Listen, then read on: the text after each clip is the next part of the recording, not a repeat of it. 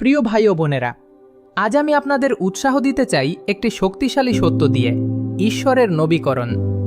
বাইবেলে 2 করিন্থীয় 4:16-17 বলা হয়েছে, তাই আমরা মন হারাই না, আমাদের অন্তর মানুষটি দিন দিন নবীকৃত হয়।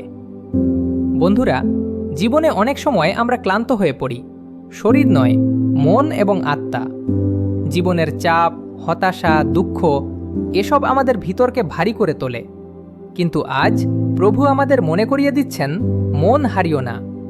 প্রতিদিন ঈশ্বর তোমার অন্তরকে নতুন করে শক্তি দেন। ঈশ্বর আমাদের কাছ থেকে পরিপূর্ণতা চান না।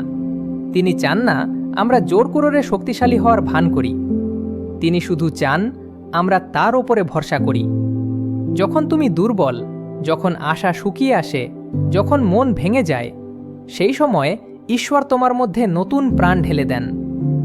আজকের জন্য তার অনুগ্রহই আজকের সমস্ত চ্যালেঞ্জের জন্য যথেষ্ট। ঈশ্বরকে তোমাকে নবীকৃত করতে দাও, তাকে তোমার আশা ফিরিয়ে দিতে দাও, তোমার শক্তি পুনরুদ্ধার করতে দাও। চলুন প্রার্থনা করি।